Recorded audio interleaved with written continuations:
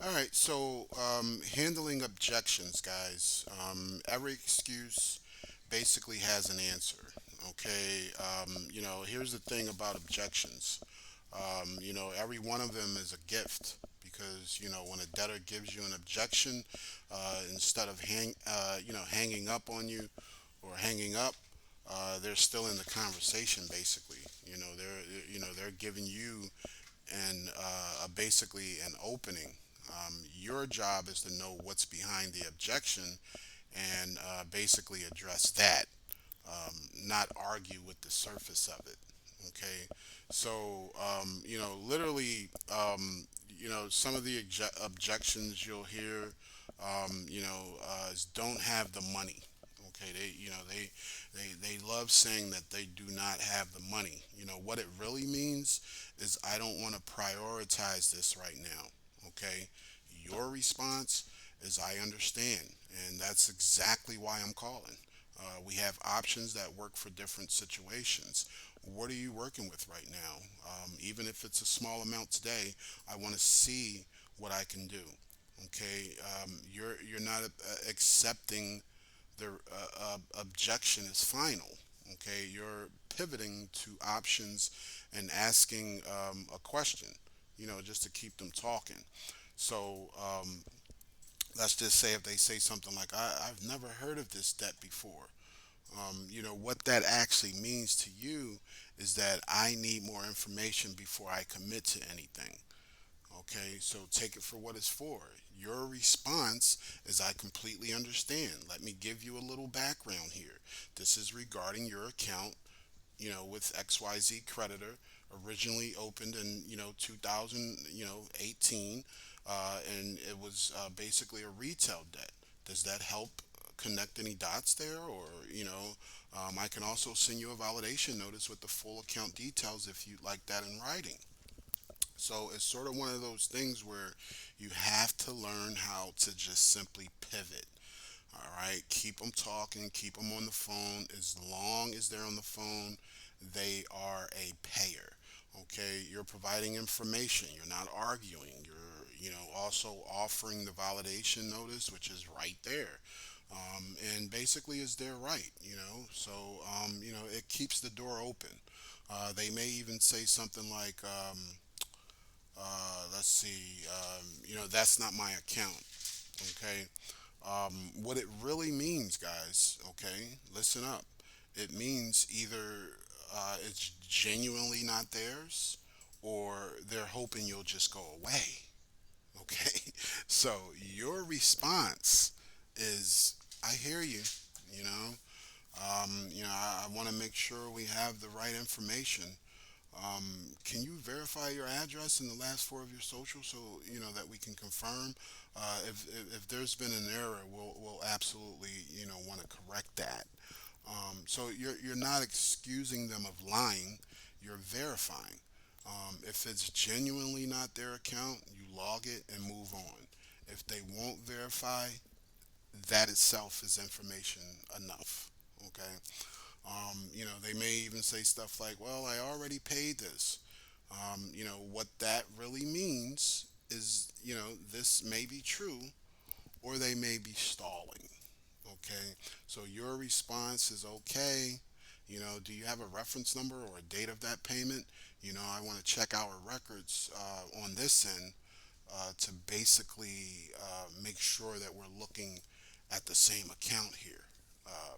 If it's been satisfied, I absolutely want to know that so that we can disposition it accordingly. You're taking them seriously without automatically backing off. Okay, you're asking for proof, which is fair. If they can't produce it, the conversation continues. Okay, some of them even may give you, a hard time and just simply tell you, sue me. You know, just sue me. Get it over with. What that really means is I'm frustrated and I'm testing you. Okay, because he's already spoken with numerous people relating to this probably. So stay completely calm. Don't take the bait. Okay. Um, I understand you're frustrated. That's fair. Legal action is one avenue, but honestly, it's not the most efficient one for you. It's only a small balance. So anyone involved, um, you know, uh, you know, just let them know what I'd like to do is find a solution that works for you right now without getting it, to that point of moving forward. What would make this easier for you to handle? You've acknowledged their frustration. You haven't threatened them back, and you've pivoted to problem solving. So never get emotional on a call, especially a call like this one. So you may even have debtors that say, "Hey, stop calling me.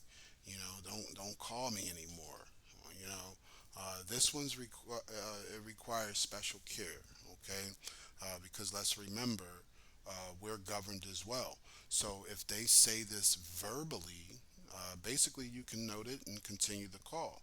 But if they ask for it in writing or specifically invoke their right to cease communication under the FDCPA, you must stop. Okay? For a verbal objection, you'll just say, "I hear you, and I don't want to keep calling if we can resolve this today.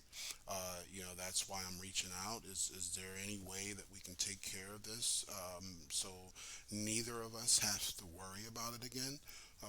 Something as basic as that. If they insist, just note it, tell them you understand, and basically end the call professionally. Then flag it in the system as a RTP. Okay, so even if they say, "I need time to talk to a lawyer," you agree with them and say, "Absolutely. That's your right, and I respect that completely. Can I ask, is there a specific concern I might be able to address today that might save you, the step of reaching out to an attorney? And if not, when do you expect to speak with him?" I'd like to follow up after that conversation as well. So you're not fighting it, you're respecting it, and basically planning a follow up as well. Okay, so at that point they may even say, "Well, send me something in writing." Okay, yeah, this is validation request and it's their legal right, so honor it immediately. Your response to that is, of course, I'll get that out the way right away. I'll get it out to you right away. And I'll even send the validation notice to the address we have on file, which is 123 Main Street, correct? Is that still current?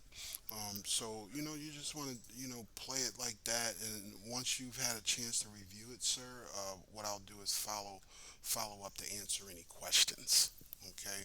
So, log it in the system and trigger the letter from the account. It's simple, and AI will even help you. So, note the request and the timeline as well. Okay, simple process. So basically, guys, here's the thing. Every objection um, has some sort of fear behind it. Okay, so I don't have the money is the fear of being trapped. I never heard of this is the fear of being scammed. Sue me is the fear of being disrespected. Your job basically here, guys, is to address the fear, okay, not the words. When you do that, when you show them you're not a threat and you actually have a solution, the objection dissolves. And not always on the first call, but it dissolves. Okay? So here's the thing. Next video, we're getting to the best part, actually getting the payment. So how to negotiate, how to close a paid in full. Okay, that's exciting. And how to set up a payment plan that sticks. All right, and how to take the card without making it a weird, awkward situation. Okay, all right. See you there.